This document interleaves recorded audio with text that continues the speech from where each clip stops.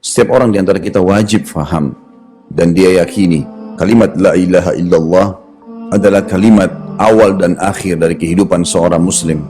Dia sangat yakin dan harus dia yakini kalau tidak ada Tuhan yang berhak disembah kecuali Allah.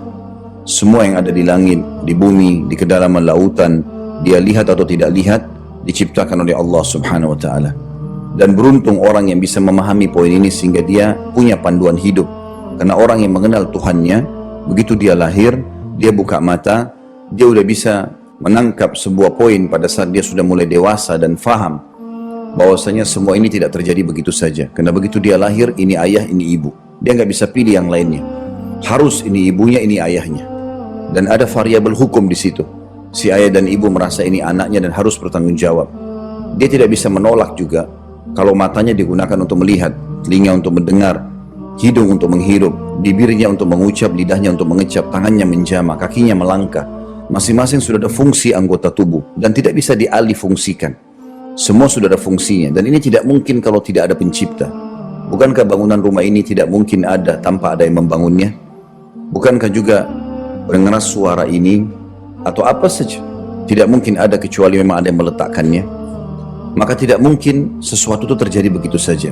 Seperti yang dikatakan oleh orang-orang ateis. Mereka mengatakan bahwasanya tidak ada Tuhan. Ini semua terjadi begitu saja.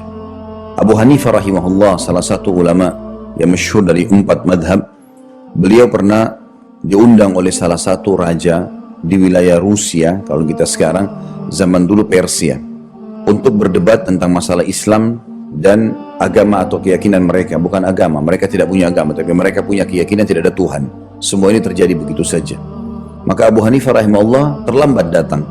Lalu kemudian beliau masuk ke dalam istana raja tersebut, yang dimana mereka sudah menunggu semuanya dan mereka sempat marah sambil rajanya mengatakan, Anda ini mengaku sebagai seorang muslim, kami tahunya muslim itu selalu tepat janji. Kenapa Anda bisa telat datang?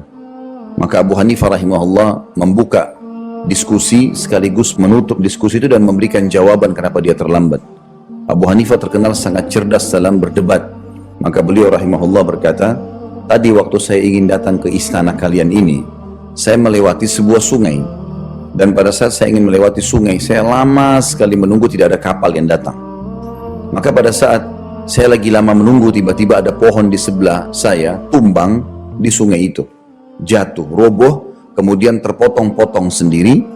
Setelah terpotong-potong sendiri, ada tali entah dari mana terbang mengikat pohon-pohon atau batang pohon tersebut. Lalu kemudian menjadilah dia kapal kecil atau perahu yang bisa saya naik, lalu saya menyeberang sungai, barulah saya sampai ke tempat kalian. Kata raja tersebut, Anda ini sudah menggabungkan dua keburukan. Sudah telat datang, kemudian tambah lagi Anda menceritakan cerita yang bohong. Mana bisa pohon tumbang, terpotong-potong sendiri, ada tali entah dari mana mengikat sendiri, lalu jadi kapal sendiri.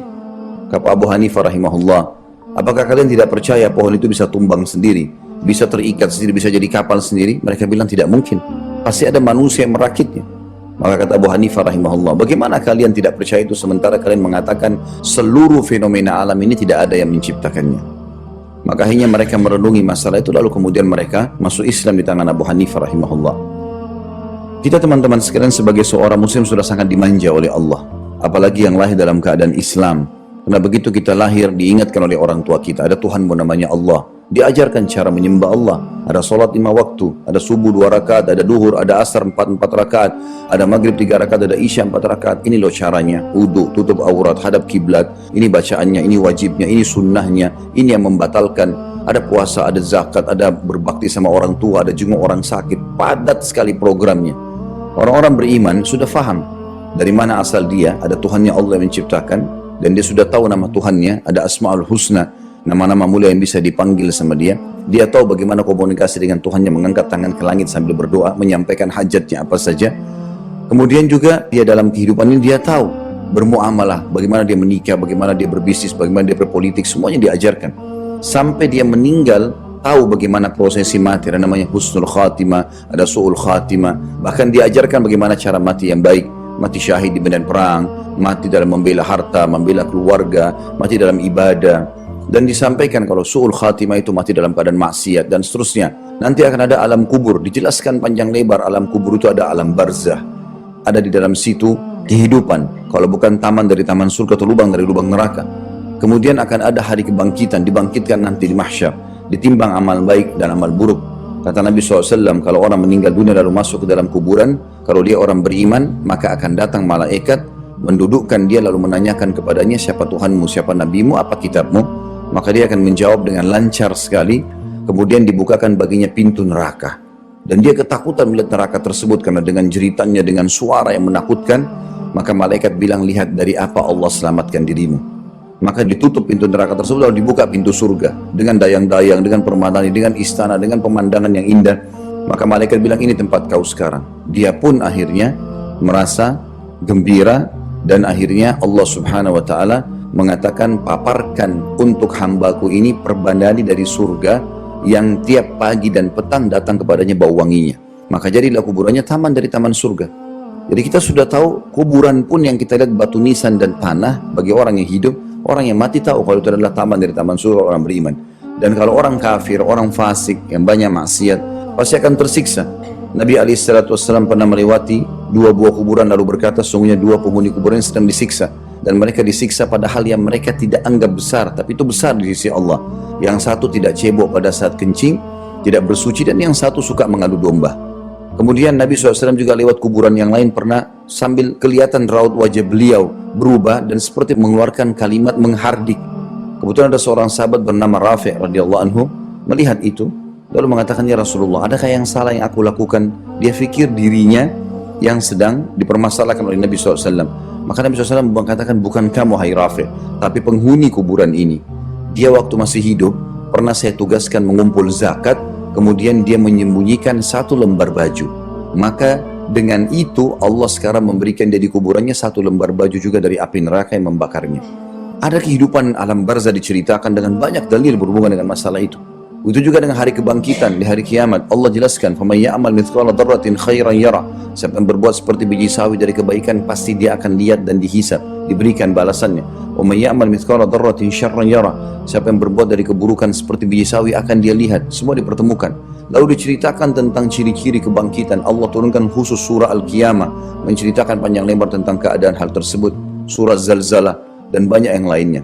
Kemudian ada surga dan neraka, tempat tinggal abadi bagi orang beriman, surga, dan tempat abadi bagi orang kafir, musyrik dan munafik. Neraka sudah dirincikan dengan sangat rinci bagi orang beriman, dari pasirnya, bangunannya, bidadari dan bidadarahnya, makanan dan kebun-kebunnya, segala macam hal sudah diceritakan. Begitu juga dengan neraka, siksa paling rendah sampai paling tinggi juga sudah diceritakan. Seorang muslim yang beriman sama Allah punya satu paket hidup yang dia sudah tahu, dari mana asalnya, apa tujuan hidupnya, dan kemana arah dia hidup. Akan ada surga dan neraka dan bagaimana mencapai itu. Tapi orang-orang ateis tidak meyakini masalah itu. Mereka tidak punya Tuhan sehingga pelin-pelan.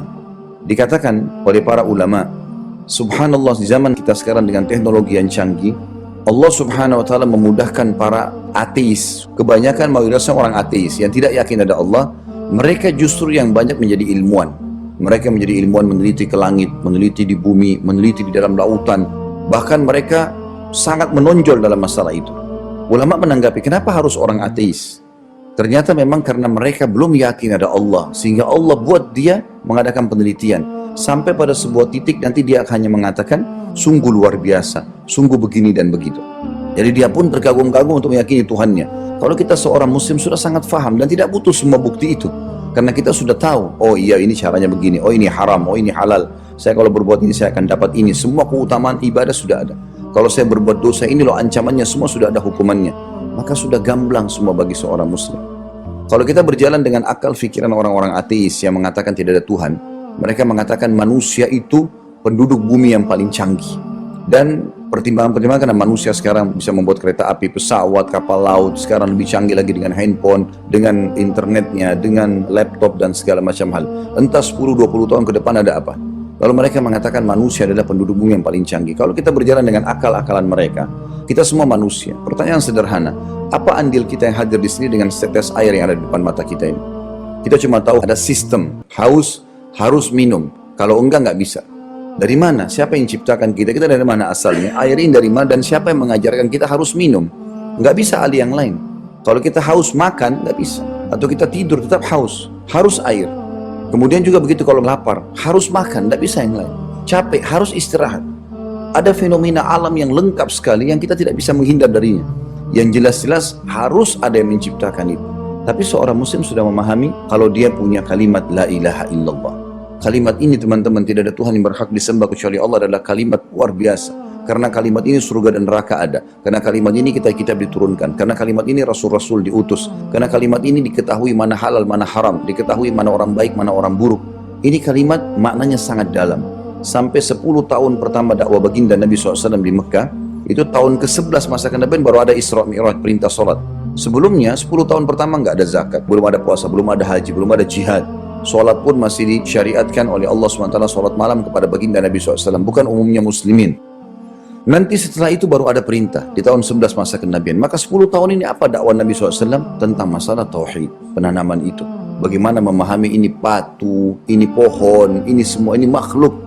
Kita ini sama dengan api, sama dengan air, sama dengan pohon, sama dengan semuanya sebagai makhluk. Langit, bumi, semuanya, udara, air. Tugas kita menggunakan semua ini sebagai fasilitas untuk mengenal Sang Pencipta Allah dan patuh padanya. Bukan malah bergantung pada benda-benda tersebut. Siapa yang bergantung maka dia bisa syirik. Diketahui bahwa dosa syirik adalah menyekutukan Allah, maka dianggap dia adalah orang yang melanggar. Kita harus memahami dulu memang ada pencipta Allah subhanahu wa ta'ala. Dan orang yang hidup mengenal Tuhannya, maka dia akan bahagia. Karena dia tahu dari mana asalnya, apa tujuan hidupnya, mana yang boleh tidak boleh, sampai bagaimana kalau dia meninggal nanti, kemana arah tujuan hidupnya.